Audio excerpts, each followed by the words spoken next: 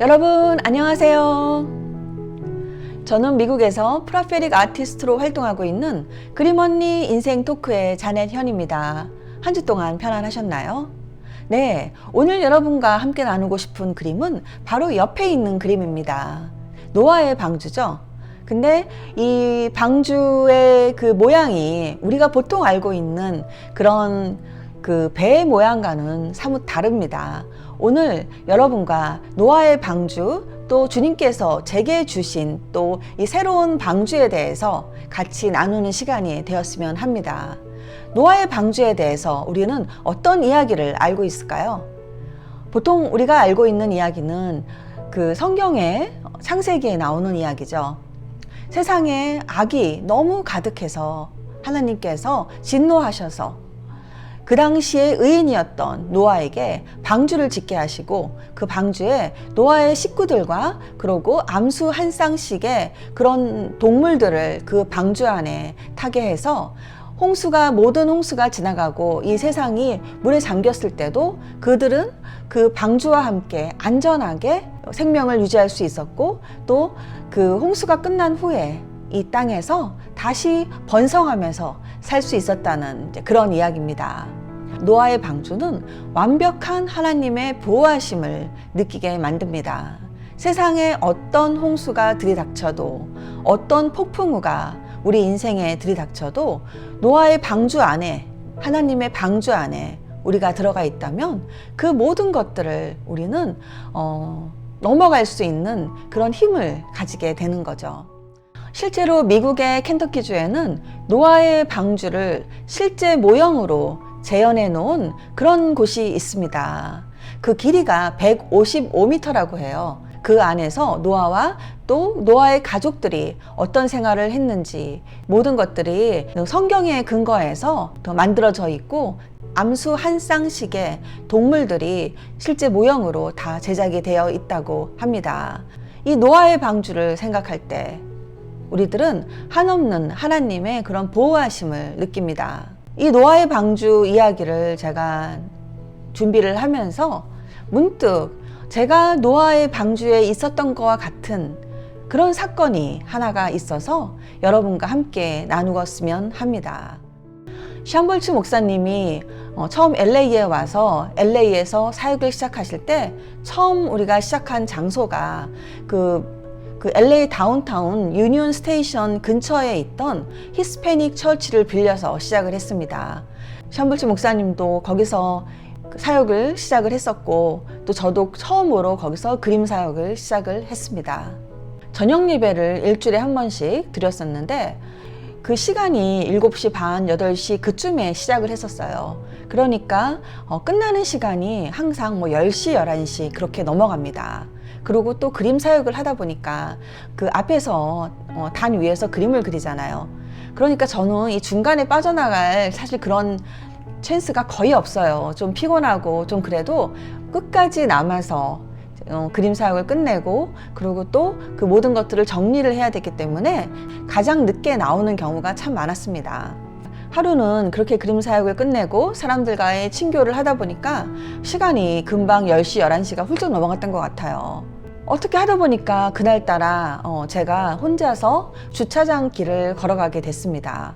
그런데 여기가 또 다운타운이고 오래된 건물이고 하다 보니까 주차장이 붙어 있는 게 아니에요. 한 5분 이상의 거리를 걸어서 건너가야지 거기에 따로 주차장이라고 할 수 있는 게 있었습니다. 그래서 그날 혼자서 정말 칠흑같이 어두웠어요. 갑자기 홈리스가 저를 향해 달려들기 시작했습니다. 그리고 지나다니는 사람도 없었고요. 그런데 그 홈리스의 눈빛이 지금도 기억이 납니다. 정말 불이 활활 타오른다고 밖에 설명할 수 없을 정도의 그런 눈빛을 가진 홈리스였습니다. 그 홈리스가 저를 향해 돌진을 하더니 갑자기 제 어깨를 두 손으로 누르면서 위협을 가하기 시작했습니다. 순식간에 일어난 일이었기 때문에 거기에 어떻게 반응을 해야 되는지조차도 사실 생각할 수 없는 그런 아주 짧은 시간에 갑자기 일어난 일이었습니다. 갑자기 머릿속이 하얘지는 그 순간 허머 2대가 저희를 향해서 돌진하기 시작했습니다. 여러분, 허머차 아시죠? 지금도 마찬가지지만 그 당시에도 그렇게 그 흔한 차가 아닙니다. 상당히 좀 희귀한 차였죠. 제가 지금까지 기억하는 이유 중에 하나가, 그게 일반 웬만한 차였다 그러면 어떤 종류의 차인지 사실 기억 못했을 거예요. 그 밤에 갑자기 일어난 일이기 때문에. 그런데 지금까지 기억하는 이유가 그 차 2대가 허머였기 때문에 기억을 합니다. 첫 번째 허머가 그 홈리스를 향해서 헤드라이트를 비추기 시작했습니다. 갑자기 얼굴로 쏟아지는 그 헤드라이트 때문에 저를 잡고 있던 그 홈리스는 제 어깨를 잡고 있던 그 2 손을 놓고 말았습니다. 그때 2번째 허머에서 저를 향해서 소리를 쳤습니다. 빨리 타라고. 그래서 첫 번째 허머가 홈리스를 제압하고 있는 그 사이 2번째 허머에서 저를 그 차에 태웠습니다. 정말 순식간에 일어난 일이었어요. 이건 뭐 영화에, 지금 생각해도 좀 영화의 한 장면 같아요. 그렇게 저는 그 자리를 벗어날 수가 있었습니다. 지금 생각해도 사실 좀 아찔한 순간이었어요. 어느 컨퍼런스에서 그림 사역을 할 때 어느 분이 저한테 와서 아는 척을 했습니다. 그러면서 그 당시에 있었던 그 홈리스, 그리고 그 노란색 허머, 그 이야기를 저한테 다시 기억나게 했습니다. 너무 감사했죠. 그 일이 있기 한 하루 이틀 전에 저를 위해 기도하시던 중부기도자 한 분께서 꿈을 꿨는데, 꿈속에서 제가 바닷속에 하나의 물고기가 돼서 그 바다를 신나게 헤엄을 치고 다니는데 위에서 낚싯줄이 내려오더라는 겁니다. 그리고 낚싯줄 그 끝에 걸려있는 갈고리에 제 지느러미가 걸려서 그 위로 끌려 올라가는 그 순간, 다행히도 그 갈고리에서 벗어나서 다시 바닷속으로 헤엄을 치고 갔다는 그런 이야기를 해준 적이 있습니다. 어떻게 보면 그 꿈이 이틀 후에 있었던 그 사건과 참 여러 가지로 일맥상통하는 것 같아서 주님께서 이미 그분에게 꿈으로 보여주시고 기도를 시켜주셨구나. 그림으로 돌아가서 옆에 그림을 보면요, 아주 큰 배가 바다 위에서 항해를 하고 있습니다. 그 배 뒤에는 커다란 파도가 일어나면서 꼭 이 배를 밀어주는 느낌으로 파도가 일어나고 있습니다. 이 커다란 파도, 이 커다란 웨이브는 앞으로 다가올 부흥을 뜻합니다. 우리의 인생에도 부흥이 있습니다. 이 부흥은 지나간 부흥에 비해서 엄청 큰 새로운 부흥의 그런 물결이 다가오고 있습니다. 저는 이 그림이 여러분 한 사람 한 사람의 인생에 다가올 그런 부흥을 다시 기대하는 그림이 되기를 바라는 마음으로 주님께서 그리게 하셨다고 생각을 합니다. 배 위에는 자세히 보면은 이 도시가 떠 있습니다. 이 도시는 어떤 의미일까요? 우리가 가지고 있는 사명 중에 하나가 세상의 빛으로 사는 것이죠. 세상을 변화시키는 자. 가깝게는 우선 내가 변하고, 가족을 변화시키고, 이웃을 변화시키고, 우리의 도시가 변하고 이 나라가 변해야 됩니다. 그 방주 위에 도시의 그림은 우리를 향한 하나님의 어떤 부르심이라고 생각이 듭니다. 그리고 그 위에서는 빛이 비추고 있습니다. 우리의 인생, 우리가 하는 모든 것들, 하나님의 눈은 우리를 쫓아다니십니다. 엄마가 어린 아이한테 눈을 못 떼죠. 그거랑 똑같이 하나님은 우리가 하는 모든 것에서 그 눈을 떼질 못하십니다. 하나님의 빛이 항상 우리가 가는 그 모든 곳을 비추고 있습니다. 밑에 보이는 그 물고기들은 우리가 잘 알다시피 영혼 구원 또 추수를 이야기를 합니다. 우리가 주님의 뜻대로 우리에게 주신 그 사명을 따라서 살아갈 때 영혼 구원과 추수는 같이 일어납니다.